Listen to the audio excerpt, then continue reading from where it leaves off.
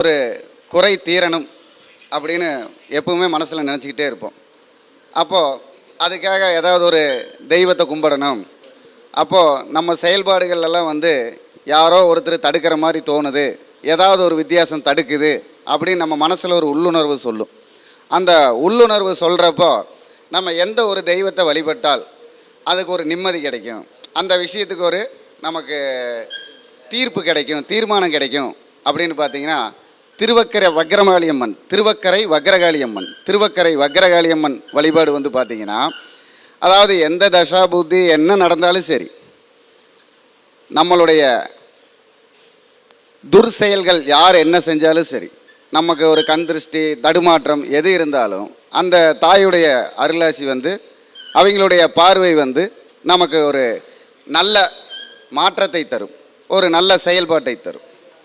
அதே போல் அடுத்தது என்னென்னு பார்த்தீங்கன்னா, நமக்கு ஒரு வளர்ச்சி வரணும், ஏதாவது ஒரு விஷயத்தில் வளர்ச்சி வரணும். அப்போது வளர்ந்துட்டு இருக்கிற மாதிரி ஏதாவது ஒரு செயல் நமக்கு கை கொடுக்கணும்.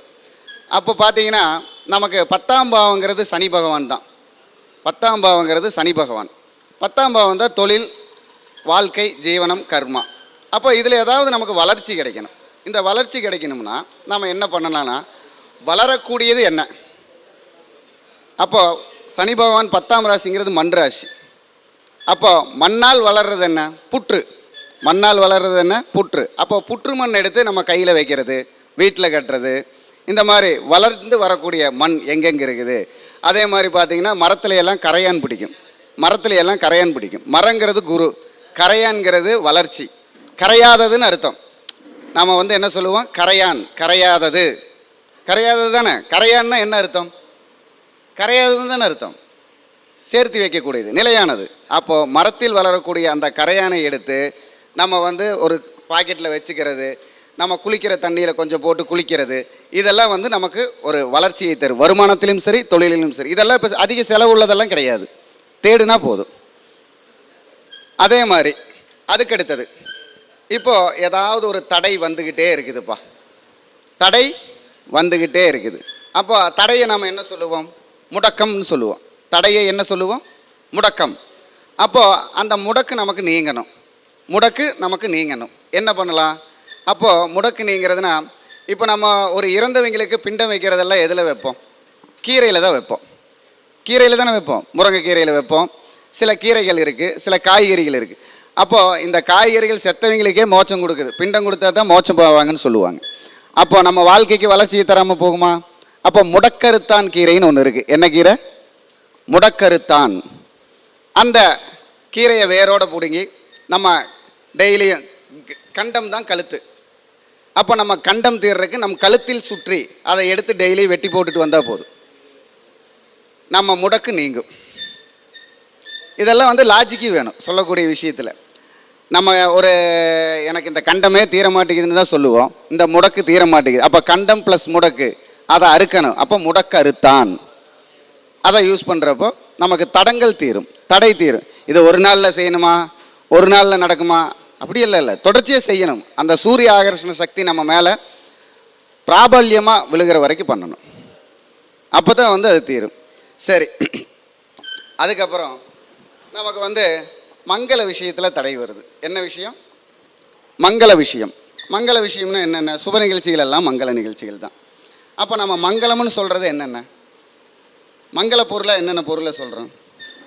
மஞ்சள், குங்குமம், இதையெல்லாம் நம்ம மங்கள பொருளாக சொல்கிறோம். அப்போது ஒரு இடத்துனால நமக்கு தடை வந்துகிட்டே இருக்குது அப்படின்னா, அந்த இடத்த நம்ம வேற ஒரு இடத்த பார்க்குறப்போவெல்லாம் அந்த எந்த இடத்த நம்ம நமக்காக நினைக்கிறோமோ அந்த இடத்து மேலே மஞ்சள் குங்குமம் போட்டுக்கிட்டே வரலாம், அந்த இடம் நமக்கு கிடைக்கக்கூடிய வாய்ப்பை தரும்.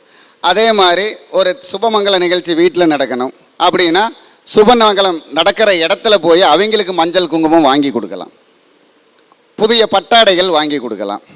இதெல்லாம் நம்ம வீட்டில் சுப நிகழ்ச்சி நடக்கக்கூடிய சக்தியை தரும். இதுக்கப்புறம் உங்களுக்கு ஏதாவது சந்தேகம் இருந்தால் கேட்டால் அதுக்கு தகுந்த மாதிரி சில பரிகாரம் சொல்கிறேன், டிப்ஸ் கொடுக்குறேன். ஏதாவது சந்தேகம் இருக்குங்களா உங்களுக்கு? ஐயா, உங்களுக்கு ஏதாவது தேவையா? ஏதாவது சந்தேகம் இருக்கா?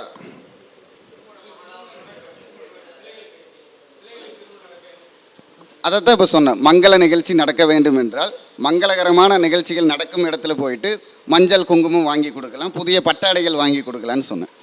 அது பண்ணுறப்ப நம்ம வீட்டுக்கு அந்த பாக்கியம் வரும். இது நம்ம என்ன சொல்கிறோம்? குத்து விளக்கு ஏற்றுறக்கு ஒருத்தர் வேணும், குத்து விளக்கு ஏற்றுறக்கு ஒருத்தர் வரணும்னு சொல்கிறோம். அப்படி தானே சொல்கிறோம்?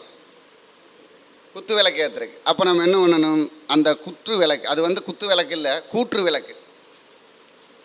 கூற்று விளக்கு தான் நாளடைவில் குத்து விளக்காக மாறுச்சு. அப்போது அந்த குத்து விளக்கு வாங்கி கொடுக்கும் பொழுது நம்ம வீட்டுக்கும் குத்து விளக்கு ஏற்றுறதுக்கு ஒரு மகாலட்சுமி வருவாங்க.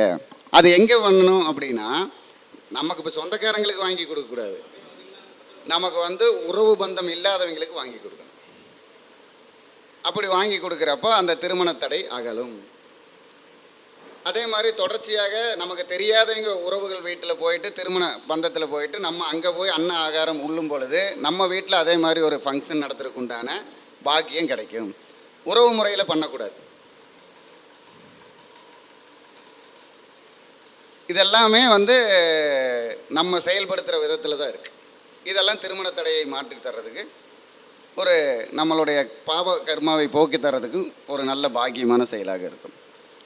இப்போது அடுத்ததாக எங்கள் கரூர் கோபிப்பிரியன் ஐயா வந்து ஆங்கில எழுத்துக்களின் உச்சாரணையில் எப்படி வளர்ச்சி வரும், எப்படி தளர்ச்சி வரும் அப்படின்னு சொல்லக்கூடிய ஒரு தலைப்பில் பேச போகிறாரு. கோபிப்பிரியன் ஐயாவை வருக வருக என